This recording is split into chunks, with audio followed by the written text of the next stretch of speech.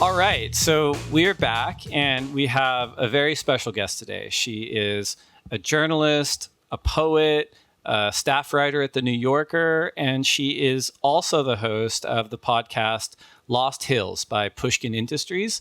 Now in its third season, a season that dives into the life and legacy of Malibu surf legend Miki Dora. Dana Goodyear, thank you so much for joining us on the lineup. Thank you for having me on. So first things first, a little scene set, where are you today? Who are you with? How are you doing? I'm doing great. I am in Little Compton, Rhode Island, which is a little East Coast beach community. I'm with my kids. I'm with my dog. Just took a walk with my mom and my dog. So it's like a pretty beautiful day out here. It's been rainy and stormy, but we've had little waves. So my son and I went surfing last night, and that was beautiful. We're the only people in the water. That's an idyllic summer day on either coast, I think, Yeah. And I personally, I'm really excited to speak with you. All of the seasons of Lost Hills, which I got to binge as an excuse for work, are excellent. And this latest season, season 3, about Miki Dora is truly great. And, our own podcast here at the lineup, we endeavor to be open to all things surfing. And we are proud that we've had a pretty wide ranging and diverse set of guests and subject matters over the last couple of years. But since our home is the World Surf League, more often than not, our conversations tend to be around the modern era's elite surfers on the championship tour. But that said, I personally and professionally believe that there exists connective tissue between all things surfing, and that often there aren't as many degrees of separation as you think there'd be between a lot of figures and subjects in this culture. So for our listeners, can we start by getting just a little bit of background about yourself and how you got into journalism?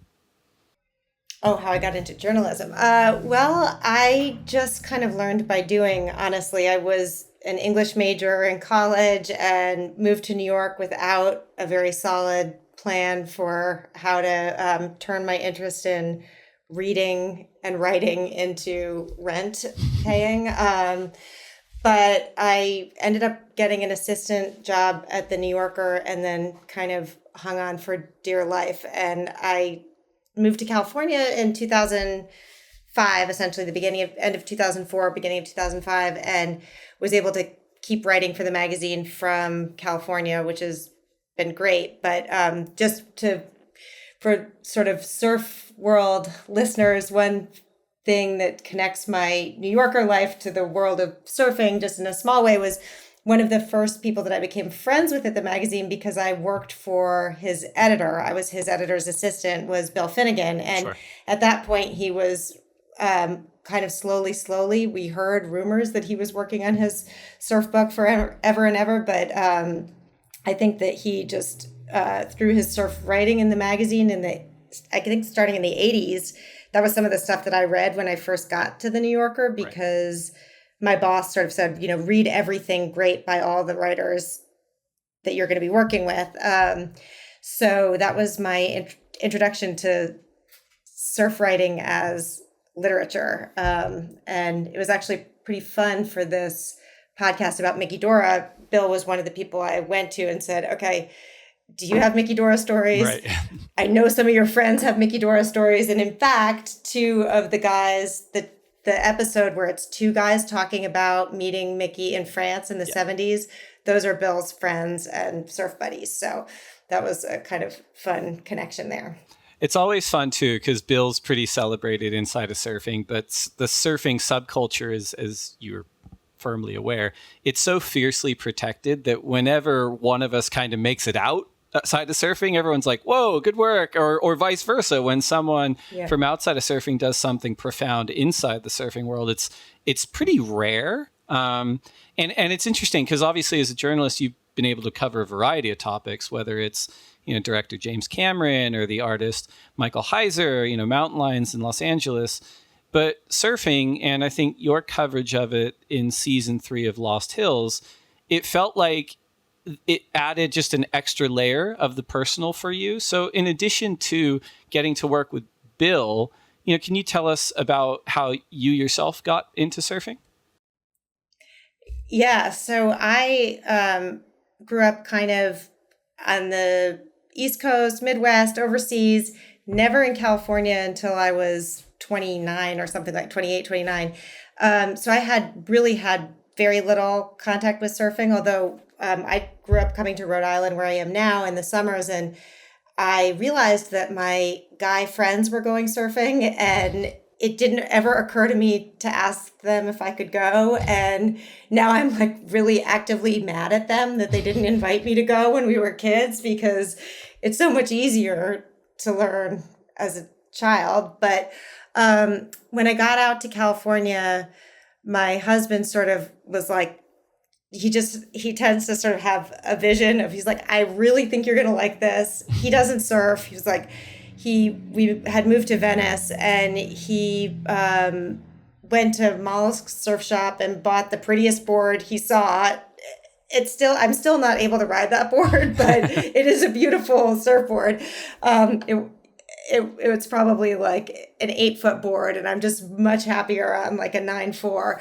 But anyway, I was pregnant with our second child when he gave me that board for Christmas one year.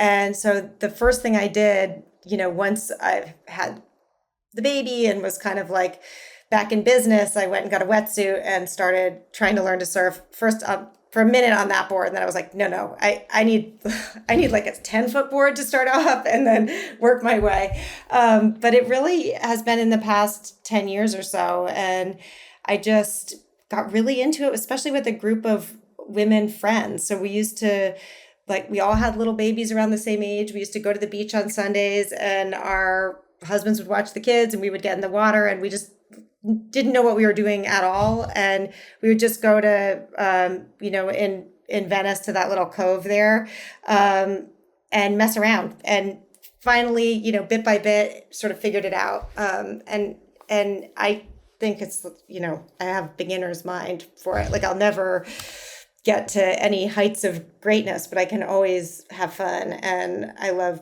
being in the water. And it's definitely opened up a whole different sense of even living in Los Angeles for me. Like, I'm not sure that I would still be there if I hadn't found the water as a kind of really essential part of my life there.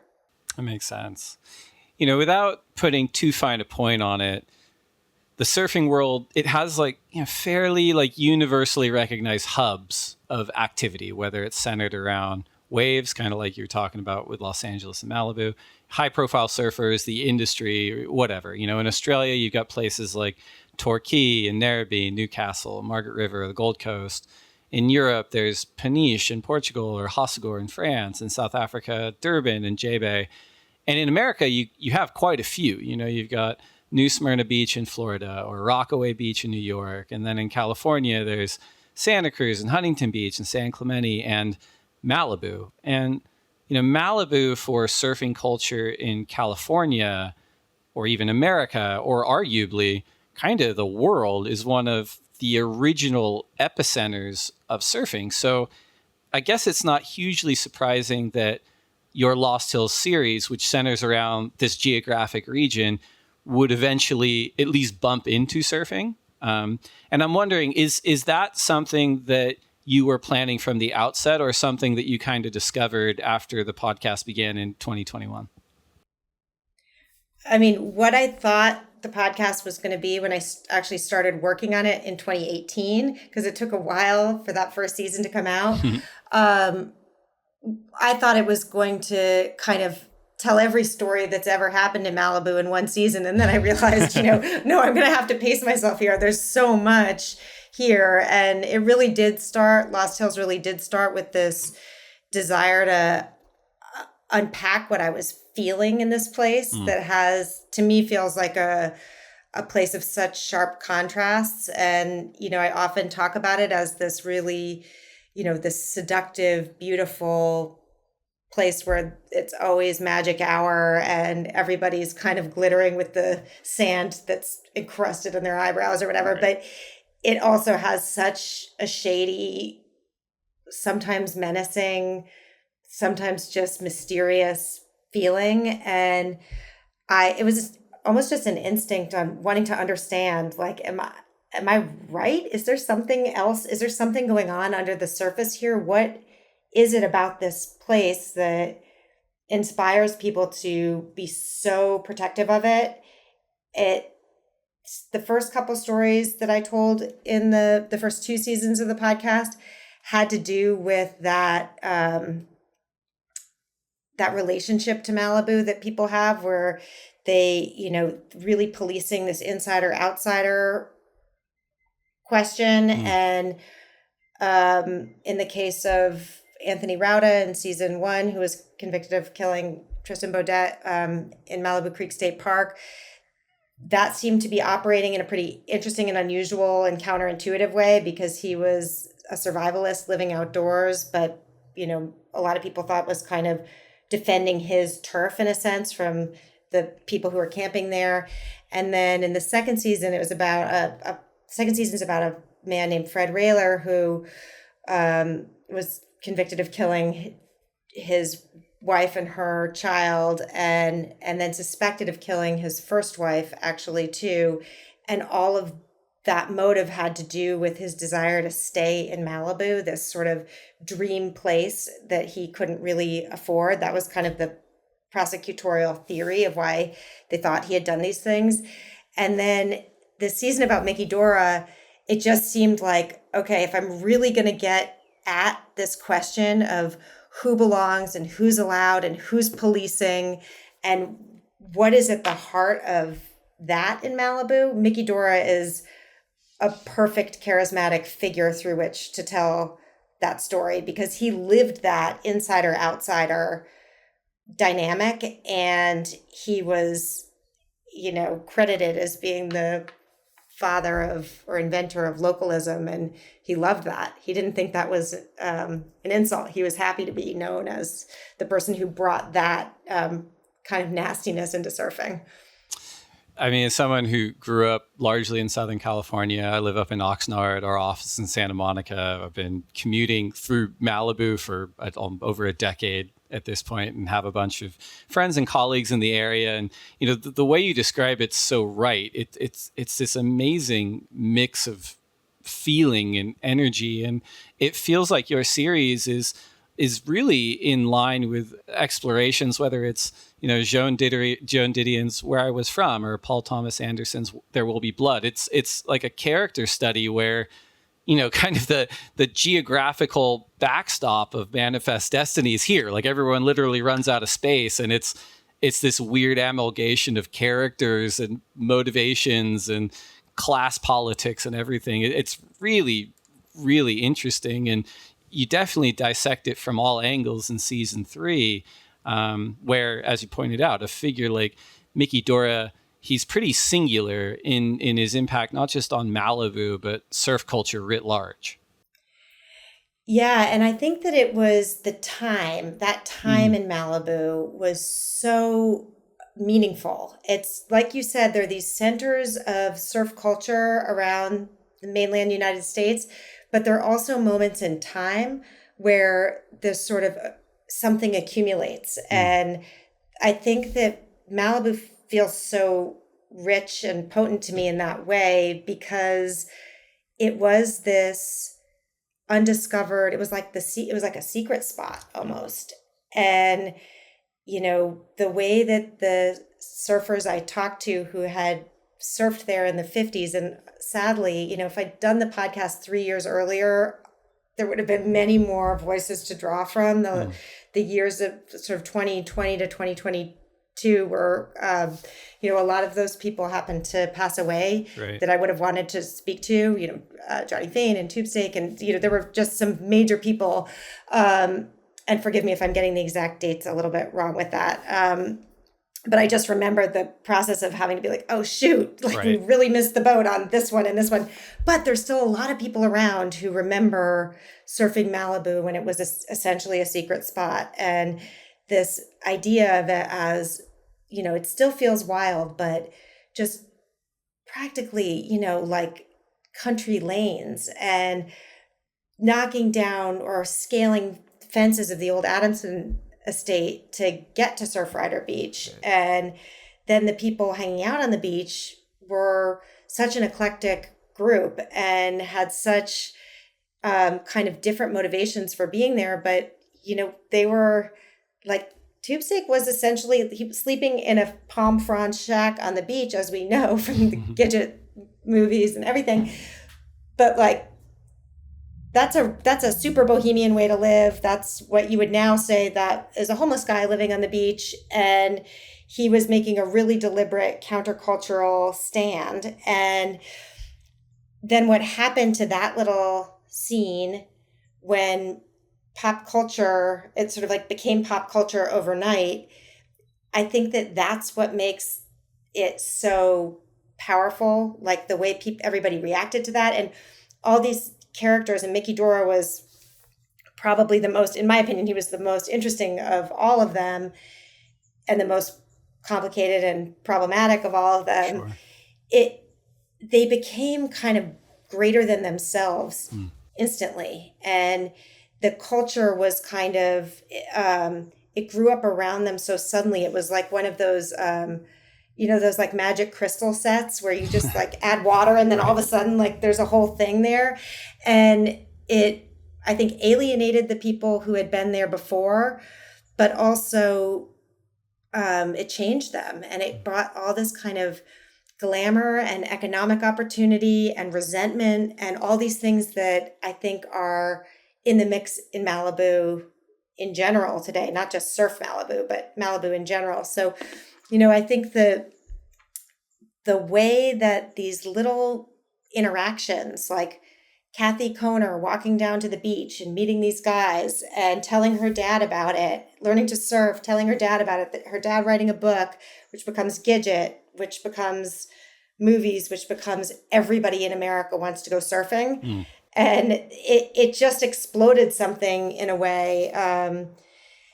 And it gave Miki Dora this platform for his persona, which was something he was already crafting.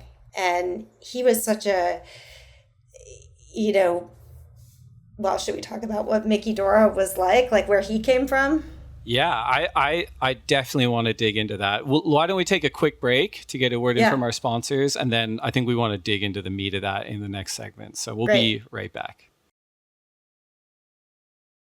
So full disclosure, this section of our outline, I struggled with a little bit because Lost Hills season 3 is so good. And I want to live in that story. I want to talk to you about it and, waste all your time.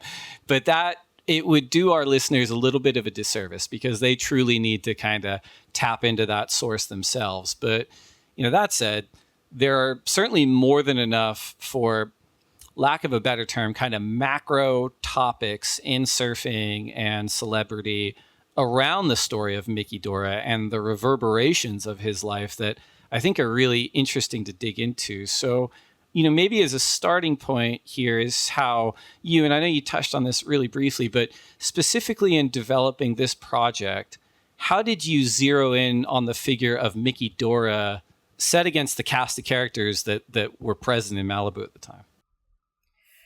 So when I was researching an earlier season of Malibu, I was trying to gather what I would think of as sort of the primary source material, like things that were written about Malibu in the moment, kind of around the 70s and 80s, that would help me understand something about the place that I could feel but no longer see, if that makes sense. So it was like going back and getting some original material, getting closer to the time. And a friend of mine who is a surfer, who grew up in California, who's like just such a font of knowledge about everything related to surfing and California culture, and comes from this family that's been in California for 5 generations, which is so rare to know people who've been in California that long. He said, "Oh, did you ever read Curse of the Chumash?" And I was like, "No, I never heard of Curse of the Chumash, but that sounds perfect for me. And because, everybody that I was talking to about dark things in Malibu kept talking about the Shumash and how there was like a Shumash curse on Malibu. And that was partly explained the sort of powerful energy people feel there and the kind of evil that sometimes people feel or act on there. So I couldn't find it online. I went to eBay, bought this issue of Surfer from summer 1976, I want to say. And I read this piece, and it was sort of like a bizarro history of Malibu, told out of order, like not in chronological order, but with little date stamped entries of, various things that had happened there. And it felt very like a sort of like insider. It was like a lot of hidden jokes and meanings, and I could just barely decode some of it, but it was all really intriguing and kind of like appalling, some of it. And and then I came across, there were all these references to, Dora and Dora and M. Chapin, and I didn't yet realize that those were the same person. And then there were pictures of him surfing, and obviously you see a picture of Miki Dora surfing, and immediately you want to like Google every video and image that exists of him surfing, and which I did. And then there was this picture that I didn't yet realize was Mickey, but it's a guy holding a surfboard with a swastika on it. Mm-hmm. And I was like, what? Like, seriously, like, what is going on? And I went back to I was like trying to figure out who wrote the story, and the byline was I'd noticed that the byline was a weird name. It was Carlos Izan, Izan. And then I was like, Izan, that's so weird. That's not a familiar, I can't even place what origin that name might have. And then I realized that Izan is Nazi backwards. And I was like, oh, this is just like some screwed up prank, and what's going on. And that was sort of the rabbit hole that I fell down. And I later figured out who had written it, and that person never wanted to talk to me. But, somebody who was a real kind of collector and reflector of the culture of Malibu in the 70s, and had been really close to Miki Dora, actually. And this thing that I read, Curse of the Shumash, was essentially like a Mickey manifesto in a very veiled form. And then I started reading the stuff Mickey himself wrote in Surfer throughout his life, and the interviews he gave, which were few, but always very, full of, misdirection, or like things to confuse you or make him seem like he was someone that he wasn't. And then his own essays about his travels, and also the things he was trying to get people to send him checks for were also like hilarious. And so that's how I kind of got so intrigued by him. And it seemed like I have to say there was a superficial thing too, which is that he just didn't look like the typical mid-century California surfer. And then that coupled with this swastika, I was just intrigued. I just wanted to understand what his relationship was to California culture, and what he was doing with this hate symbol, and how that was operating. So that's how I got into him. Yeah, and I mean, it's the series, season 3 itself boasts like an amazing cross-section of figures in terms of who you spoke to about Miki Dora. You've got Drew Campion, Jim Kempton, Matt Warshaw, Diane Oosterveen, Henry Ford, Daniel Duane, Kathy Koner Zuckerman, Kevin Naughton, Craig Peterson. I think you referenced them already. David Renson, Linda Cui. I'm sure there's people I'm forgetting, but just Kelly Slater. Oh, sure, yeah. And I often forget about Kelly Slater. Even he has Miki Dora stories. Of course. And it is one of those things. Like, I mean, We have a priority judge on tour at the moment who was like a 4-time national New Zealand surfing champion. He's a little bit older now. He's a great surfer. His name's Ian Ratso Buchanan. And I was talking to him a few years ago, and he's got a story. He's the one that actually got Miki his stuff out of storage in New Zealand and got it to him in France. It's like he's just one of those people that was dotted across surf culture. But, just in terms of process, when you set out on a project like this, do you have kind of a general target number or a cap in terms of sources? And are there targets in terms of diversity, not just different kinds of people, but different perspectives on a topic? Or for you professionally, is it more something where you see what you get and then you determine like however many people you need to kind of paint as fair, balanced, and picture you can get out of it? I mean, with this season, because Miki died in 2002, it had a kind of closed, it was kind of encapsulated in a sense. Like some stories have an open-ended quality because things are still happening. All of Miki's story is complete in a certain way. Sure. But so what I had a list of people that I thought would help tell that story. And of course, I read every book about him and saw, watched everything and read everything that I could. And then went after those people to see if they would talk to me.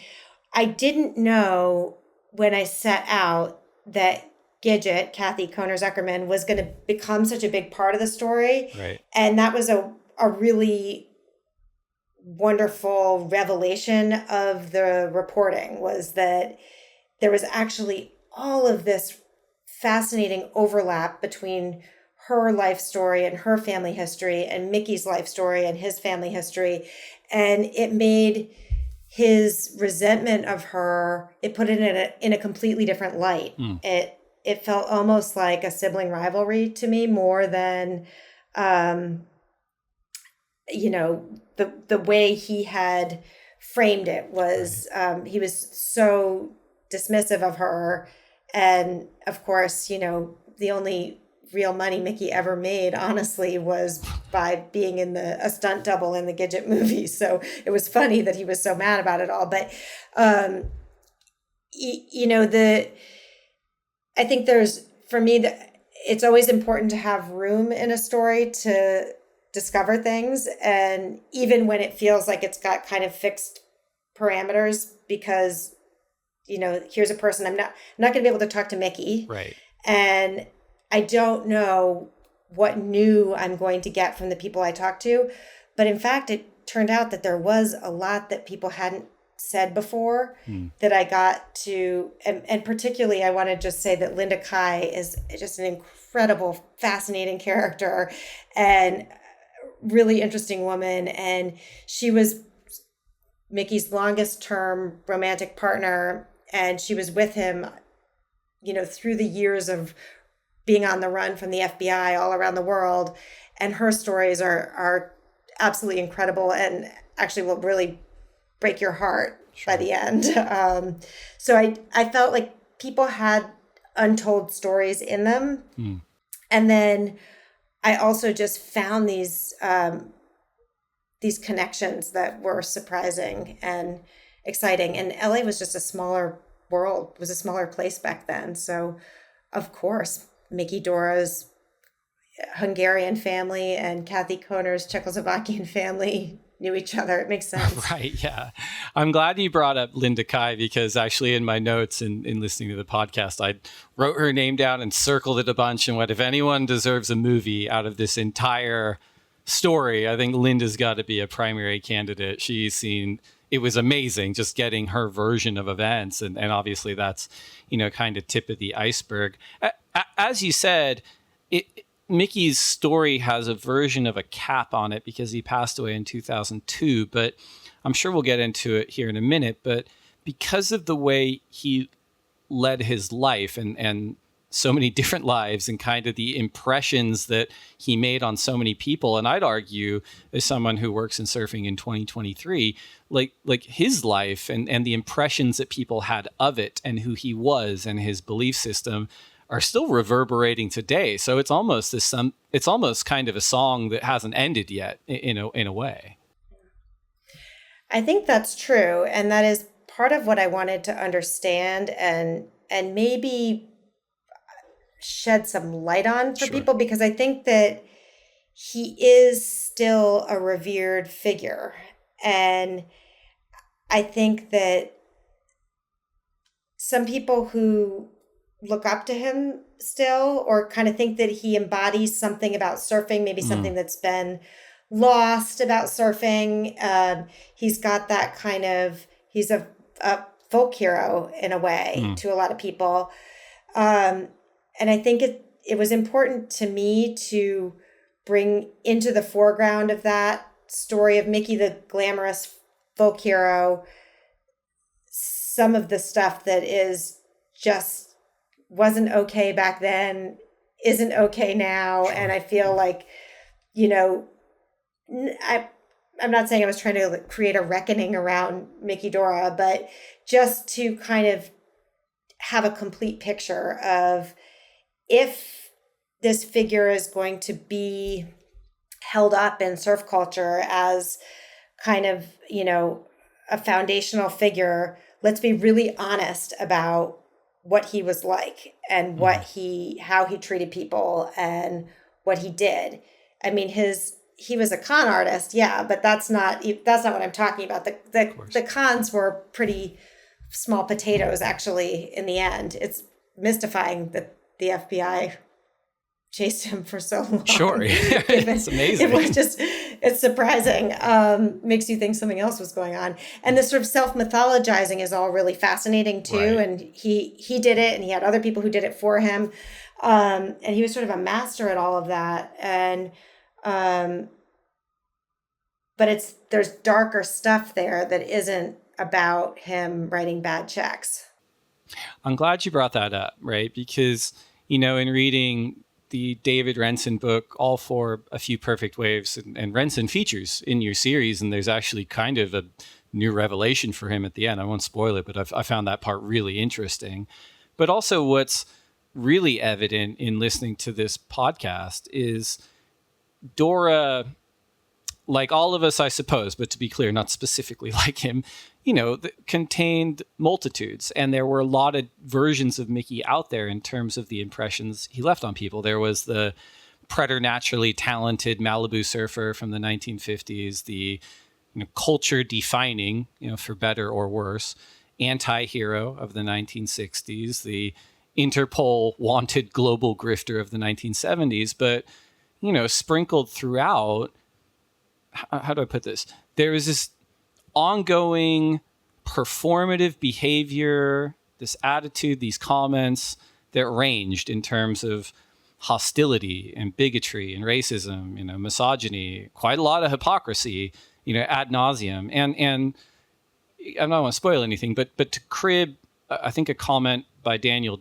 Duane from the show, once it settles in, and by settles in, it settles in surf culture, that behavior and those comments are attributed to you, it's like, well, what's the difference between performing as a Nazi or a racist or a bigot or a misogynist for whatever reason, and the impression that's left with others, and that ripple effect being that you are actually a Nazi or a racist or a bigot or a misogynist, and that those perspectives are even worthy of adoption just because someone's a great surfer, and it's just amazing how you get all these different versions of him through this series. And it's an interesting thing. As you point out, it's not a reckoning, but it's a more fully fleshed image of who this person was. I'm curious, how did you personally and professionally kind of square the multitudes of Miki Dora?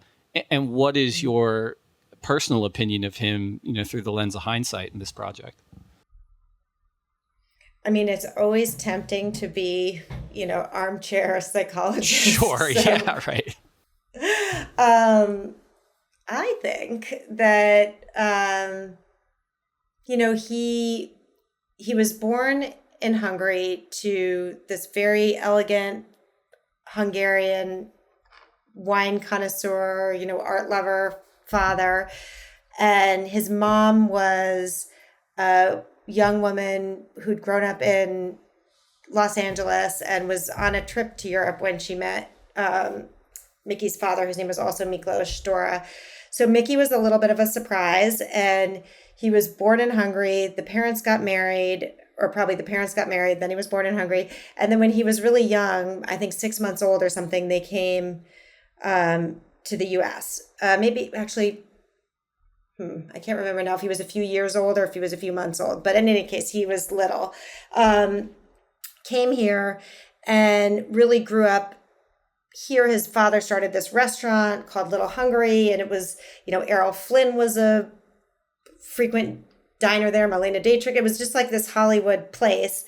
And his mom and dad just had nothing in common at all. And they ended up splitting up, and she got together with a San Onofre surfer called Gard Chapin. And Gard Chapin, I'm sure people listening to this will know, except that it's pretty far in the past, so maybe he'll be less familiar. I mean, he was sort of like a 1930s San Onofre surfer, and he was considered just like, he was sort of like the hot dogger of San Onofre, and a big jerk, just like he was the guy yelling, "Out of my way, kook." And he was the one who was always, riffing on anti-Semitic subjects. And he was sort of this, he was kind of like a, just rough around the edges, not mean, a bully, a drinker.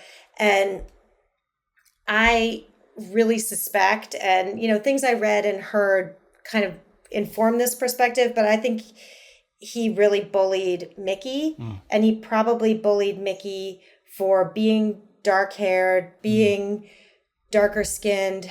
Maybe Miki had an accent when he was little. Miki's dad definitely had an accent.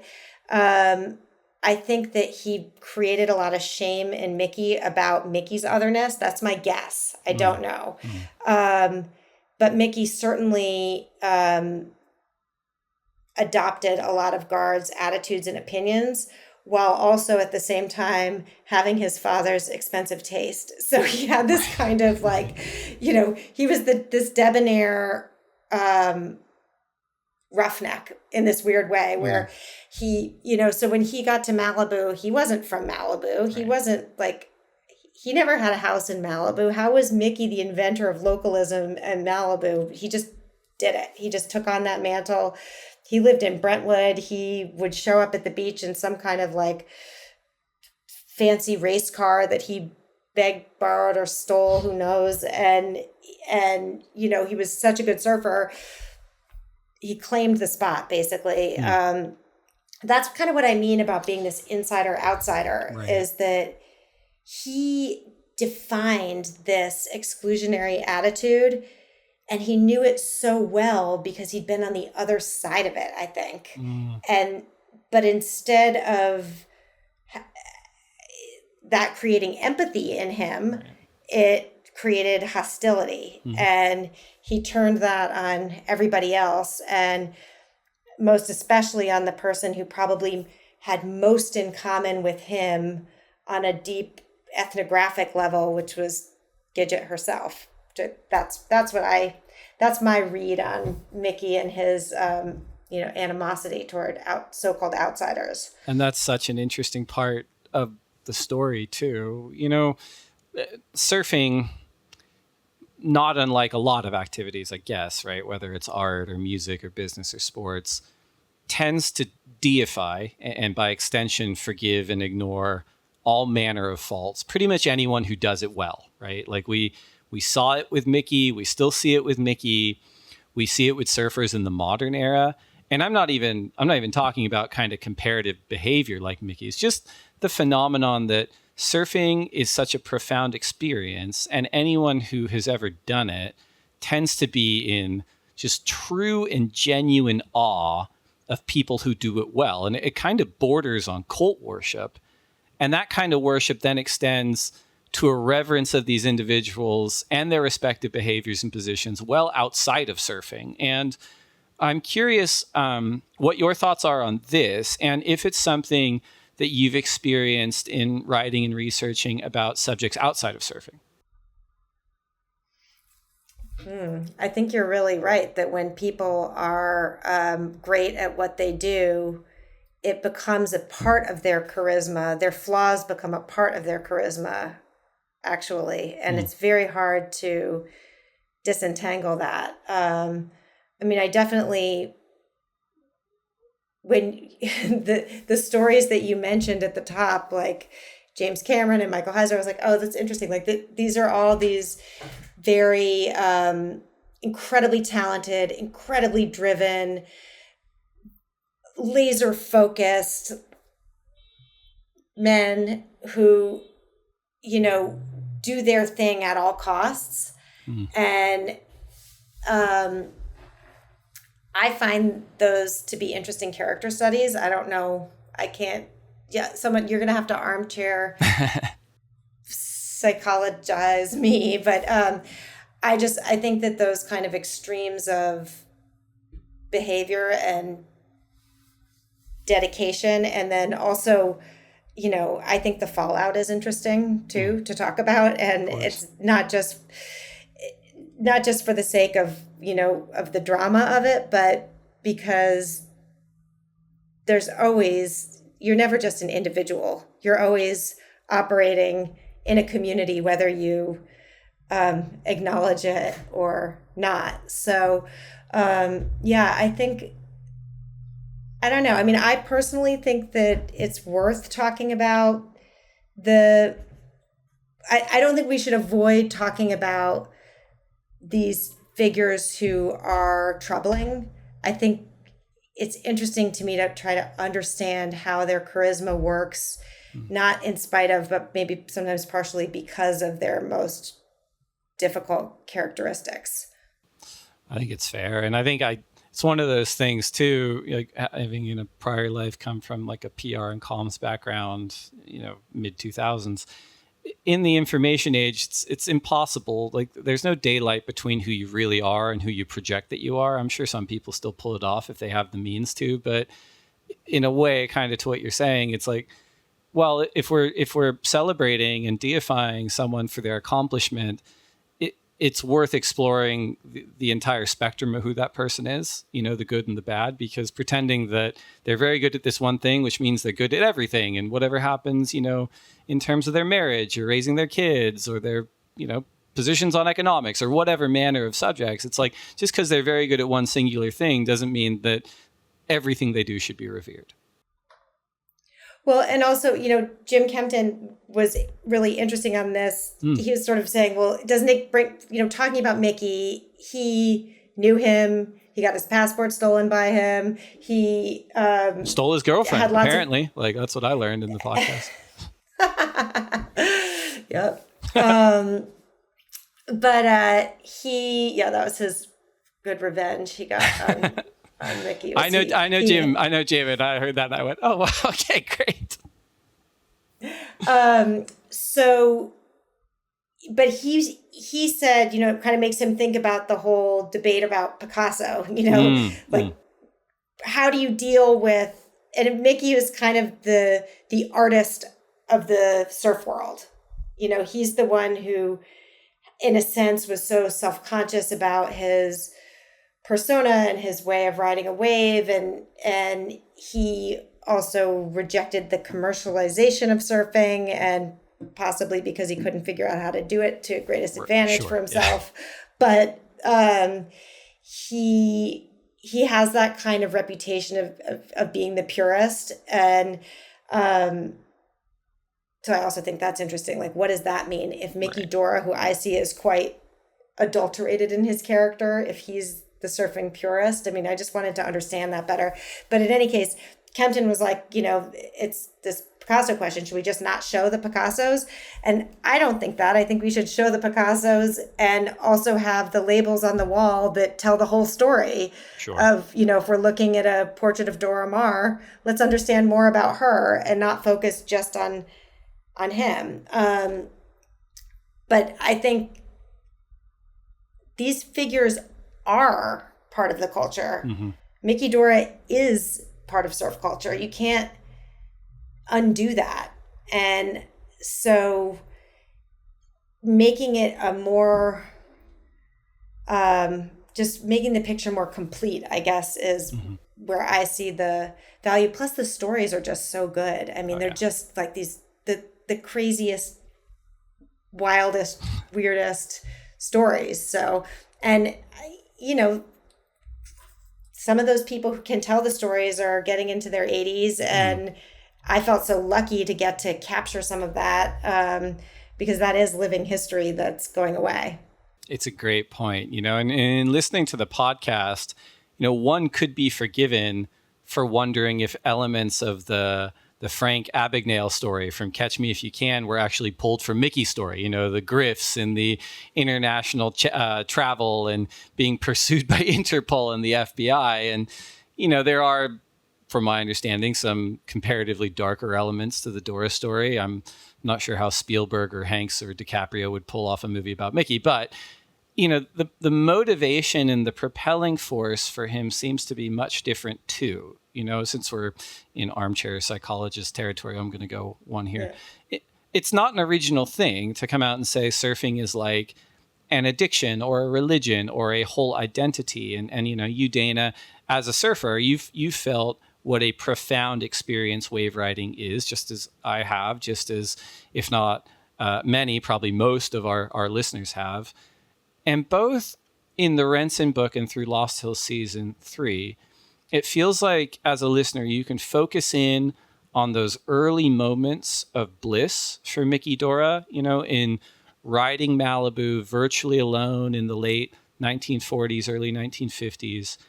And it seems like his entire life was spent chasing that feeling or trying to create that and recreate that environment. And often, as we've talked about, through, aggressive or misanthropic or hateful or downright illegal behavior. But it feels like he did so for the remainder of his life. His aggression in the water or his railing against outsiders, his grifting, his being on the lam and international travel. It seems like you could boil it all down to the high, for lack of a better word, that he received just in those early days of surfing Malibu. We should be clear, I'm not a medical professional, but it seems like there is almost that pattern of addictive behavior throughout his story. And you can almost trace it back to that very simple time that he often references himself. And I'm curious what your thoughts are on that. Yeah, I mean, it seems to me like that was grace, to be in that spot at that time and learning and mastering that really lovely wave when there wasn't anybody else there. And I think that a lot of Malibu stories have a Paradise Lost component to them. And so it resonates with me, what you're saying, quite a bit, that, this idea of a paradise that you're going to be exiled from. I think that that's very powerful. That's actually a big through line of the whole season. The whole show, seasons 1, 2, and 3. And I think that there's something about that place. It's like you said, it's, the edge of the world, and it has this special beauty. It has this special allure. It's very small. It really can't tolerate the number of people who live near and even in it. Right. But it's especially the proximity of this, like a little natural place that is at the edge of America's only megacity, is like, that's just, that pressure is fascinating. And I think that, the idea of this being yours or deciding it was yours, and then fear of losing it, and then losing it in Mickey's case. I think that he was driven to a lot of what he did because of that. But I think that he was also just always trying to get something for nothing. And so he kind of couldn't keep doing that, and he'd burned a few too many bridges, in Southern California, he was going to have to start paying for some of his crimes. And that wasn't Mickey's style, so that was also part of what motivated him to, it was self-imposed exile, but he never framed it as he was running from the law. That would be mortifying to him. I think he framed it as, Gidget ruined paradise and I had to get out of there. I couldn't take it anymore. It's an amazing series. We're going to take one more break to get another word in from our sponsors. And when we come back, we'll hit a couple more topics. We're here on the lineup. We are here with Dana Goodyear, who has just completed season 3 of her Lost Hills podcast about Miki Dora. It is fantastic. Everyone should check it out. You have a lot of kind of projects going. It seems like, Dana, you're not just a podcaster, you're a journalist, you're a poet. Looking at the balance of 2023, we're here in July. What are your kind of projects throughout the end of the year, excuse me? Well, I am working really hard on season 4 already, actually, which is another story in Malibu that kind of, I knew from the beginning that I would try to tackle this story, but it's a really stubborn one.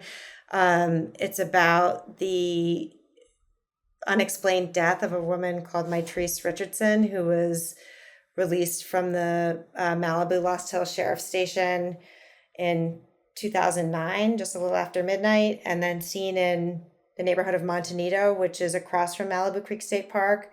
And then she was seen the next morning. And then 11 months later, her remains were discovered in a canyon in Montanito. And it's been an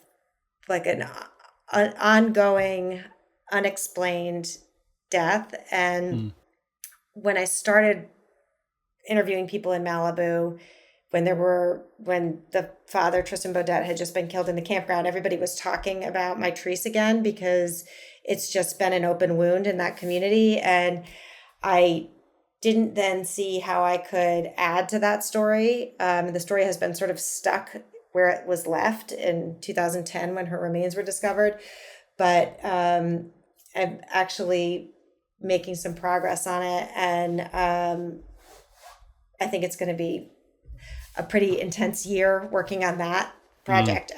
That's one thing I'm doing, but then I'm also doing my work for the New Yorker, and I'm working right now on a piece about this couldn't be more different, either from Miki Dora or from Mitrice Richardson, but a piece about the Chinese scientist who edited the embryos of babies, and then those babies were born, the first gene edited babies to be born. They're like 4.5 now.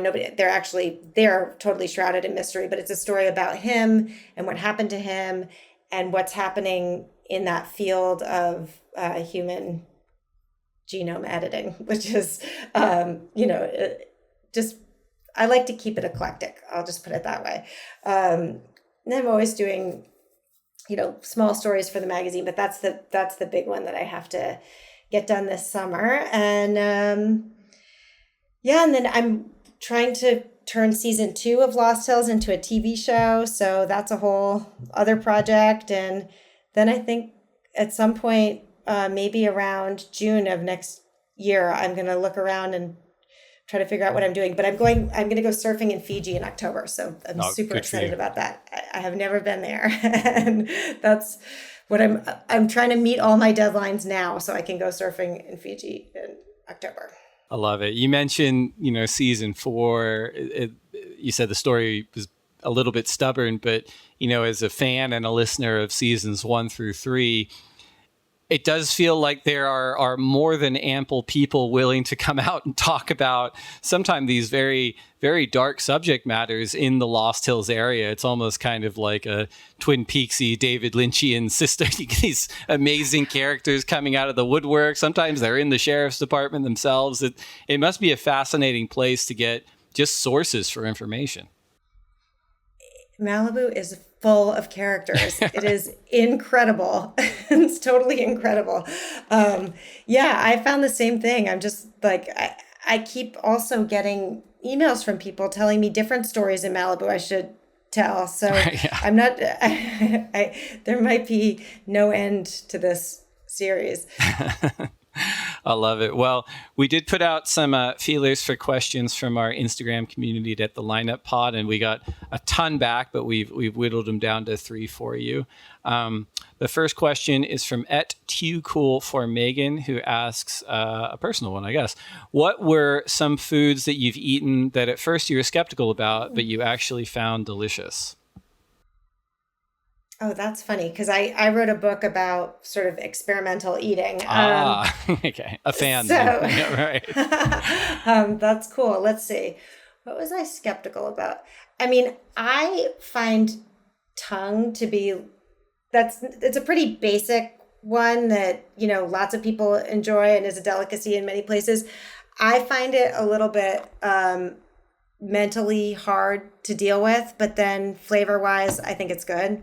It tastes like super tender beef basically, but it's just the idea that it's a tongue is upsetting to me. So I would say That's that's fair. If one. someone had called it like a fillet or something, you'd be like, "Oh, this is great." Just tell me it's filet mignon. I'm Yeah, fine. I'll wolf it down. Second question is from Mia Fuku, who asks, "What was one of the more challenging stories for you to write, and why?"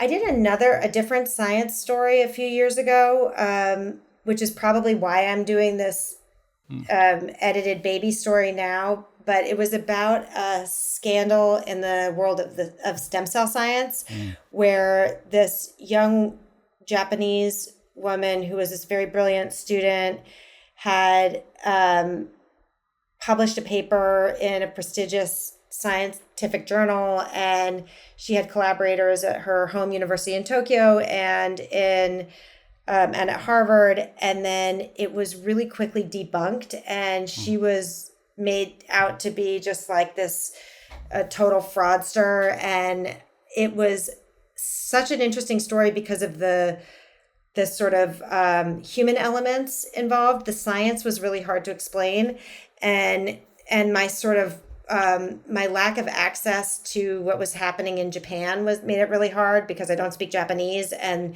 there was a lot of desire to just have this go away. But there had been all this tragedy surrounding when this scandal broke. Like one of her mentors, who was one of the most famous stem cell biologists in Japan, committed suicide and left a note saying basically like, you should believe her. She's telling the truth. And there was all these elements, these cultural elements of, sexism in science, both in Western science and in Asia, and ways in which people were reacting to the work of this young woman that had nothing to do with the work itself. The work itself had some problems too, but that was a really challenging one, just because of it.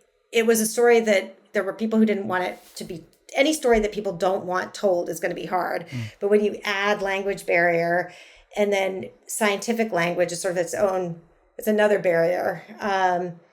That one was hard. And I'm thinking about it a lot lately because I'm doing something that is similarly hard right now.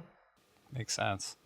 Third question that we pulled from Instagram is from @right.fam, who asks, "What is your favorite poem and why?" And there's a sub question. Will you recite some of it?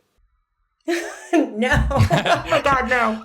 Let me answer these in reverse. No. And my favorite poem, I'll say I always have loved this collection of poems called The Wild Iris by Louise Glick. Each poem is told from the perspective of a different flower at a different season and a different time of day.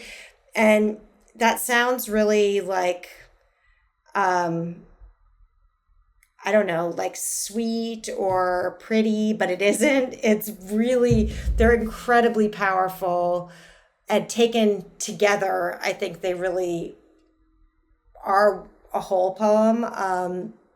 But it's just a fascinating way to talk about human experience through these natural elements. And I love the way she had to know so much and observe so closely in order to write the poems. But I don't know any of them by heart. It's a great answer. Well, thank you to everyone that wrote in at the lineup pod. We are now down to our final segment of the podcast. It is time for the lightning round.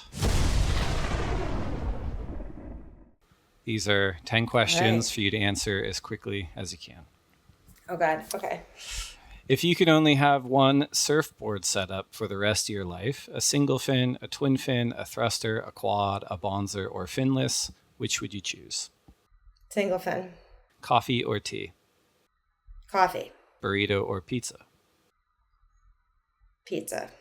Last book you read? Pineapple Street. Best surf film ever? Oh gosh, best surf film ever. I mean, Big Wednesday. I just watched it again recently. I love that. Great movie. What is one wave that you never have to go back to? I guess if you've had a bad experience at one. I was really, really scared at Surf Ranch, but I am going back there. Fair, totally. What was scary about it for you? I broke my finger on the way out the door to go there. Oh. And so I was in agony, but I was also not going to miss that trip. Sure. So it combined with the sound of the train. Sure. The pain and the train together, that was what was so scary. I ended up having so much fun, but at first I was like, I'm not going to be able to do this. I was really spun out, but I've got to go back and conquer my fears. It's a fair point. I'm glad you're going back. And it's funny because some people, you work at the WSL, you guys must be there all the time. And the truth is, no, not really. But the few times I have gotten a priority wave there, same existential dread where I'm like, I shouldn't be here. I don't deserve this. The sound is making me nuts. It's an amazing place and super fun, even though it's scary. So I agree with you. If you only get to surf one wave for the rest of your life, which would it be? It's just my home break here in Little Compton, Rhode Island. Great answer. Best person to share a lineup with? Oh, and my friends? Oh, or whoever. Yeah. I'll say my friend Robin Beaker. Great answer. Worst person to share a lineup with? All those bros at Topanga. Last one. Finish this sentence. I will next achieve a state of happiness by... I'm going surfing in the morning. That's a great answer. Dana Goodyear, thank you so much for this conversation. It's been one of my favorite. Thank you so much for all the seasons of Lost Hills, but certainly Lost Hills Season 3 about Miki Dora. All of our listeners should definitely check it out. And can't wait to see what you do next. And I hope we get to talk again soon. Thank you so much, Dave. It was awesome talking to you. And I just really appreciate you. This was super fun.